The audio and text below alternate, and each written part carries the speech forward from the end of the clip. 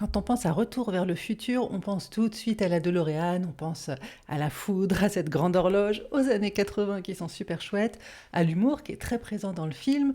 On pense bien sûr au personnage de Marty et au Doc, mais très rarement on se dit que ce film, ça va nous parler de transmission psychique, de honte et de réparation. Et pourtant, on va voir ça ensemble aujourd'hui dans cet épisode Pop Culture et Psycho sur le film Retour vers le futur. Je remercie la personne qui m'a proposé de me pencher sur ce monument de la pop culture. Pour commencer, je vais partir de Marty, parce que c'est le personnage principal, c'est celui qu'on aime, et puis on va finalement petit à petit aller vers un autre personnage, celui qui, à mon sens, vit la transformation la plus profonde dans ce film, c'est le personnage de George, le papa. Donc pour commencer, Marty. Marty, c'est un jeune homme visiblement talentueux. Il joue de la musique, il est vif, il a des amis, il est quand même assez séduisant. Il est joué par Michael Fox, euh, qui était très charmant. Il l'est toujours d'ailleurs à son âge. Ce qu'on voit très tôt en fait dans ce film, c'est que ce jeune homme, il a tout pour lui et pourtant il semble avoir peur. Il n'ose pas envoyer la démo qu'il a faite, il anticipe dès le départ le rejet, le fait que ça ne fonctionne pas, et donc il préfère ne pas essayer plutôt que de risquer l'humiliation du rejet.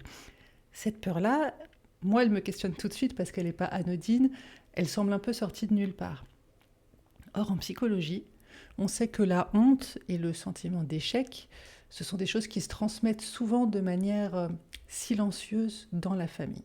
Je vous ai souvent parlé des auteurs Abraham et Torok qui vont nous parler de fantômes transgénérationnels, c'est-à-dire nous parler d'affects qui ne sont pas élaborés et qui circulent de génération en génération ou au sein de la famille sans vraiment être nommés. Or, Marty, on voit qu'il a grandi avec un père humilié, un père qui est soumis au bully de sa génération, Biff, et qui est incapable de se défendre face à lui. Alors comment est-ce qu'on construit une estime de soi solide quand le modèle masculin que l'on a, notre modèle paternel, est une personne qui ne montre que de l'impuissance? Je voudrais aussi faire le lien tout de suite avec Bozormeni Nagy, j'ai réussi à dire son nom correctement cette fois-ci, euh, qui nous parle des loyautés invisibles, le fait que parfois sans le vouloir et sans même le conscientiser, on reste fidèle aux fragilités de nos parents et on reproduit leurs schémas comportementaux sans même nous en rendre compte. Là, je trouve que Marty, il porte vraiment quelque chose en lui qui ne semble pas vraiment lui appartenir, parce que, encore une fois, il a tout pour être très bien et réussir ce jeune homme et avoir confiance en lui. Or, c'est pas le cas, c'est étonnant. Heureusement, ce qui arrive dans sa vie, c'est sa rencontre avec le doc. Christopher Lloyd, extraordinaire.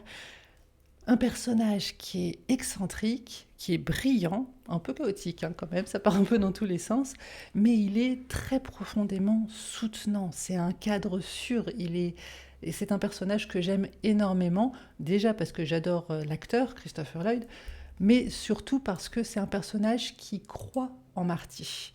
Euh, il va l'encourager, il va pas l'humilier, jamais. Il ne va jamais lui dire qu'il est nul ou qu'il a tort, qu'il doit faire comme ci ou comme cela. Il est vraiment dans une posture soutenante. Euh, dans la théorie de l'attachement qui a été théorisée par John Bowlby, on parle de base de sécurité, c'est-à-dire qu'il nous faut, dans notre enfance, ou du moins lorsqu'on est en construction, si possible avant l'âge adulte, mais même à l'âge adulte, ça peut se rejouer, c'est très important qu'on ait une figure d'attachement qui va nous permettre d'explorer le monde sans nous sentir écrasés par la peur, par l'angoisse. Et bien là, Doc, il va vraiment jouer ce rôle vis-à-vis de Marty, c'est-à-dire que il est là pour l'encourager à explorer le monde extérieur. D'ailleurs, d'une certaine manière, on peut dire qu'il joue le rôle d'une figure tierce dans la dynamique familiale, c'est-à-dire que euh, il permet d'ouvrir un espace, d'ouvrir une fenêtre pour que Marty ne se retrouve pas enfermé dans cette famille, dans cette dynamique où chacun ferait perpétuellement parce que c'est comme ça qu'on a toujours fait, parce que c'est ça que mes parents attendent de moi. Il ouvre une fenêtre. Ce qui fait que sans Doc, on peut dire assez, enfin sans trop se tromper, je pense que Marty n'oserait pas traverser ce qu'il va traverser par la suite. Même s'il avait eu la DeLorean et même s'il avait eu un personnage pour lui montrer comment faire. C'est la personnalité même du Doc qui permet à Marty d'oser expérimenter sans se sentir trop en danger. Vous connaissez l'histoire, Marty retourne dans le passé, il arrive en 1955, donc 30 ans en arrière, et là c'est le choc, il rencontre ses parents adolescents.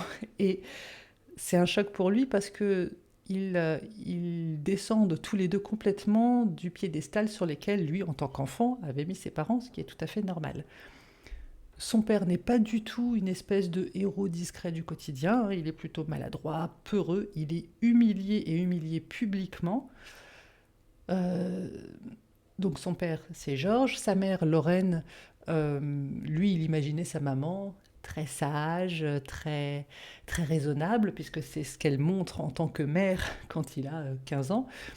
Et en fait, il rencontre une jeune fille qui est très fantasque, qui a beaucoup de désirs, qui est attirée par lui. On frôle quand même le complexe d'Édipe qui partirait dans tous les sens. Il y a quelque chose de très vertigineux dans cette scène-là, en fait, dans cette désidéalisation complète des parents. Or ça, la désidéalisation, c'est un moment très structurant de la vie d'un individu et qui est nécessaire d'ailleurs, hein. C'est Margaret Mahler qui nous parle de processus séparation-individuation. Le fait que tant qu'on est euh, sous la coupe d'un parent tout-puissant, tant qu'on n'est pas forcément sous la coupe, d'ailleurs le parent peut être extrêmement bienveillant et à sa place, mais tant que l'enfant idéalise ses parents et considère que ses parents sont tout-puissants, alors il ne peut pas devenir lui-même. Il restera toujours finalement dans le cocon de ses parents. En gros, il faut qu'il coupe le cordon, pour dire les choses autrement. Mais donc ça, c'est un processus qui est juste normal et naturel dans la vie d'un individu. Là, pour le coup, pour Marty, la chute, elle est quand même très brutale.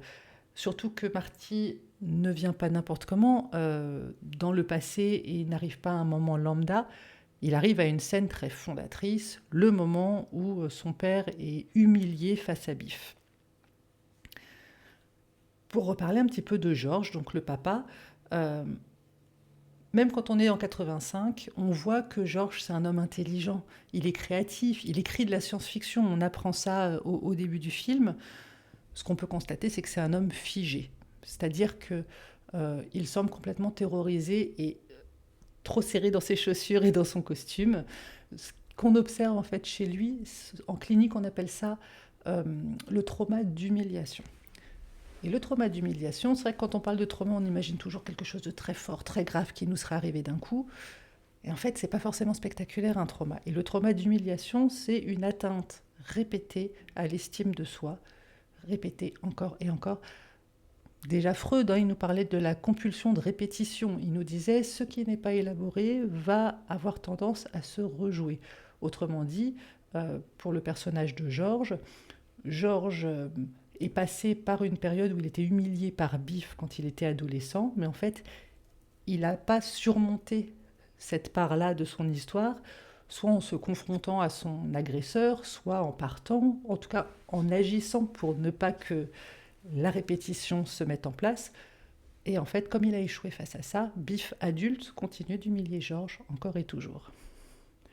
C'est Judith Herman aussi qui nous parle de trauma relationnel. Vous savez que c'est un de ses sujets de prédilection vraiment très intéressant. Elle nous explique vraiment que le concept, euh, le fait même de se trouver de manière prolongée dans une sensation, un sentiment d'impuissance, ça altère profondément l'identité même de la personne. C'est-à-dire que se retrouver jour après jour dans une situation où on a l'impression de ne pas pouvoir s'en sortir, finit par nous convaincre de manière profonde que l'on mérite d'être écrasé, que l'on mérite de ne pas réussir, que l'on n'y arrivera jamais. Ce n'est pas juste un petit moment de désespoir, c'est une certitude ancrée. Si on part de ce terme-là, hein, de l'impuissance apprise, euh, je crois que c'est aussi un concept de Martin Seligman d'ailleurs, le fait de, d'intégrer comme ça le sentiment d'impuissance, ou du moins d'intégrer l'étiquette que l'on a eu à un moment ou à un autre sur le front. Bref, Georges, il est vraiment installé dans cette position d'impuissance, il ne tente même plus de s'en sortir. Petit aparté sur la maman, Lorraine, qui est pas un personnage simple non plus, hein. C'est une figure maternelle qui est quand même très ambiguë. Quand Marty découvre sa mère adolescente, il voit que c'est une jeune fille qui est traversée par le désir, qui est traversée par l'idéalisation, et par la confusion, elle va projeter sur Marty, qu'elle vient juste de rencontrer, quelque chose qui ne lui appartient absolument pas. D'un point de vue symbolique, on est quand même dans une situation où on frôle la confusion générationnelle. Ça fait partie de l'humour du film, mais c'est quand même extrêmement grave ce qui a risqué de se passer. Euh, pour revenir aux bases de la psychologie, si je me réfère à Freud et plus tard à Lacan, euh, ils nous disent tous les deux que la structuration psychique d'un enfant a besoin de places très claires, la place du père, la place de la mère et la place de l'enfant. Je vous arrête tout de suite, s'il vous plaît, ne me faites pas dire ce que je n'ai pas dit. D'une part, effectivement, toute la théorie d'Oedipe de Freud, il y a beaucoup de choses qu'on peut en redire aujourd'hui, mais surtout, souvent, ces phrases-là, ces mots-là sont mal compris dans le sens où Freud, comme Lacan, parle de fonction paternelle et maternelle. Vous ne me ferez jamais dire que pour un enfant, il faut un père cisgenre, une mère cisgenre. Pas du tout. Il faut des fonctions paternelles, maternelles, et il faut que les places soient claires en fait pour que l'enfant puisse grandir dans un cadre psychique solide, clair pour lui, qu'il sache quelles sont les règles, quel est le cadre. Et en fait, quand ces places se brouillent, ce cadre très symbolique vacille. En tout cas, ça c'est la théorie de l'Édipe. Je pense que c'est beaucoup plus complexe que ça, mais franchement, il y aurait de quoi faire beaucoup de vidéos sur le sujet, mais vous savez que c'est quelque chose qui me tient à cœur parce que je pense qu'on a tous en soi des parts masculines et des parts féminines, et que l'important pour un enfant, c'est que justement, il ait différents modèles sains, différents modèles sécures, qui vont lui permettre, lui, d'expérimenter et de voir ce qui lui convient à lui, où il se situe dans toutes ces nuances possibles et potentielles. Et c'est uniquement ça ce dont il a besoin. Bref. Au niveau du film, cette scène-là avec Lorraine qui drague son futur fils, c'est très comique, c'est présenté de manière très humoristique, mais il y a quand même de la tension à ce moment-là du film. Pour ma part, c'est vraiment une scène qui me met très mal à l'aise. Mais heureusement, il y a la scène pivot qui arrive juste après. Il y a la scène du coup de poing où Georges va frapper Biff. Il se lève face à son agresseur. Et là, ce geste, ça va tout changer. C'est pas le fait d'être reparti dans le passé avec la DeLorean qui transforme l'avenir pour Marty. C'est ce moment où son père va enfin rompre le process de répétition. Il va sortir de sa passivité, il va passer à l'acte et il va s'affirmer. Pour parler, je cite beaucoup d'auteurs, mais pour parler d'un auteur beaucoup plus contemporain, vous connaissez le principe de résilience qui est cher à Boris Cyrulnik. La résilience, c'est la capacité à transformer une blessure en point d'appui pour un nouveau départ. Ça ne veut pas dire tout transformer, mais au moins un nouveau départ. Et là, Georges, il cesse d'être un objet d'humiliation et il devient un sujet. Il devient sujet à part entière, il cesse de simplement subir pour être dans l'action. Et c'est là que le futur bascule. C'est uniquement là, c'est pas du tout parce que Marty va dans le passé et va proposer des musiques qui ne sont pas encore connues pour l'époque. C'est parce qu'il y a eu ce coup de poing et donc cette scène de prise de pouvoir sur la propre identité Enfin, Georges prend le pouvoir sur son propre futur, sur sa propre identité, que quand Marty revient du coup en 1985, tout est différent, pas complètement différent, mais différent. Son père est affirmé, il est créatif, il est reconnu pour cela, et on voit que même toute la fratrie va respirer autrement. On voit qu'il y a quand même une énergie qui est beaucoup plus lumineuse, beaucoup plus simple. La dimension transgénérationnelle a vraiment été très forte en fait dans ce film, et on voit que quand un parent va faire l'effort d'élaborer son trauma, alors son enfant va pouvoir hériter d'une base plus sécure, d'un terrain plus stable pour pouvoir créer sa propre vie, ses propres expériences de vie. C'est Paul Ricoeur qui nous parle d'identité narrative. Paul Ricoeur, il nous dit un truc que je trouve très chouette, il nous dit on devient ce qu'on raconte de notre propre histoire. Et là, Georges, il va changer le récit, et du coup, toute sa vie va changer, mais aussi toute la vie de sa famille, les personnalités des membres de sa famille vont évoluer avec lui. Marty, on ne peut pas dire que lui, il est radicalement changé intérieurement, puisqu'en fait, il a fait lui-même le voyage dans le temps. Par contre, Oh, excusez-moi pour le bruit. Par contre, il évolue d'un coup dans un environnement qui, d'un point de vue symbolique, est très différent. Un environnement où il y a moins de honte, où il y a beaucoup plus de confiance. Confiance en soi, confiance en ses capacités, confiance en le monde. Et, et c'est là où là aussi c'est très important, le personnage de Doc, il reste présent. Le Doc, il reste là, il reste cette figure tierce qui garantit le cadre, qui garantit le temps et la continuité des événements. En fait, le doc, je pense que si je l'aime beaucoup, c'est parce qu'il représente finalement le travail du thérapeute. C'est-à-dire que finalement, dans ce film, et là je rejoins du coup l'interprétation de la personne sur Facebook qui m'a proposé de travailler sur Retour vers le futur, effectivement, on peut faire une analogie avec un travail psychique maîtrisé. C'est-à-dire qu'il ne s'agit pas de voyager théoriquement n'importe comment dans notre passé. Il nous faut un cadre sécure et il nous faut une personne tierce, une personne neutre, sécurisante pour faire ce travail d'élaboration, de compréhension de notre passé et pour faire ce travail surtout de mise en acte. Parce que comprendre le passé, c'est bien, mais après, qu'est-ce qu'on en fait? Comment est-ce qu'on évolue? Qu'est-ce qui va nous permettre d'avoir un nouvel élan et de dire, bon, ben, maintenant j'ai compris ce qui m'était passé, qu'est-ce que je fais maintenant pour me sentir mieux ou pour régler la problématique pour laquelle je suis venue en thérapie?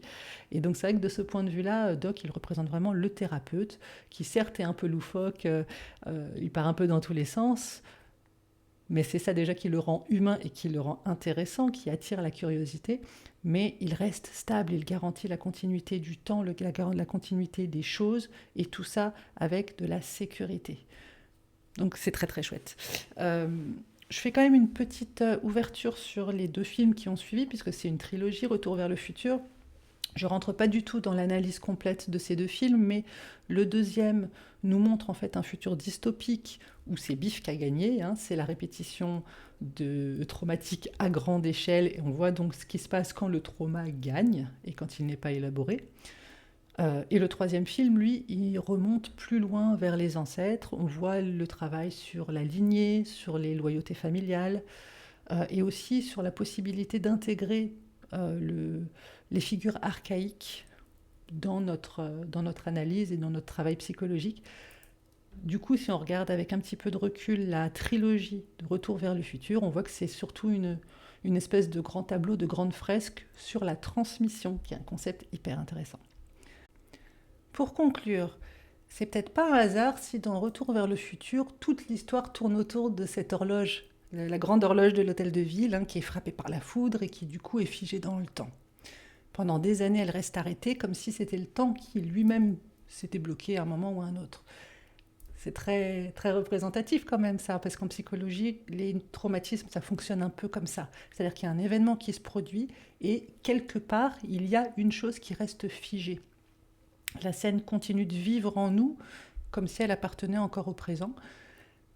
Et du coup, le film, je trouve qu'il met en scène un fantasme très humain, très, très universel. C'est qu'on a toujours ce fantasme de se dire, oui, mais si je pouvais revenir à tel moment où quelque chose s'est joué, si je pouvais revenir en arrière et dire non, si je pouvais changer le cours du temps, sortir de l'humiliation, si je pouvais reprendre la main finalement sur mon histoire. Alors bien sûr, dans la vraie vie, on ne peut pas remonter le temps, on ne peut pas effacer le passé, on n'a pas de DeLorean pour ça. Mais par contre, on peut transformer la place que ces scènes du passé occupent en nous au présent. Et c'est quand cette position-là change que le récit peut changer lui aussi. Pas seulement changer pour nous, mais aussi pour tous ceux qui sont autour de nous et tous ceux qui viennent après nous. Et peut-être que c'est ça finalement le vrai voyage dans le temps. Il ne s'agit pas de vraiment retourner dans le passé, il s'agit de transformer la manière dont le passé continue de vivre en nous. Et quand ça arrive, eh bien alors le futur ne se répète plus tout à fait de la même façon. J'espère que ça vous a plu. N'hésitez pas à me faire part de vos commentaires. Est-ce que vous avez aimé ce film? Est-ce que vous en avez une vision totalement différente? Parce que je vois qu'il y a beaucoup d'interprétations possibles sur les différents éléments à l'intérieur de ce trio de films, d'ailleurs, de cette trilogie. N'hésitez pas à me partager aussi ce que ça évoque pour vous, parce que l'intérêt d'un film, d'un élément de pop culture, quel qu'il soit d'ailleurs, c'est que quand on s'y investit émotionnellement, eh bien, on y projette beaucoup de choses de nous. Donc c'est hyper intéressant de prendre un peu de recul là-dessus et de se demander pourquoi ça me touche autant, quelle partie de l'ensemble de ce scénario me touche le plus. Donc voilà, n'hésitez pas à partager tout ça avec moi, je suis toujours ravie de lire vos messages. Et si vous avez d'autres idées de films, de vidéos, de BD, de musique, ce que vous voulez à me proposer pour que je l'analyse dans la série Pop Culture et Psycho, n'hésitez pas. Passez une très bonne fin de journée. Bye bye.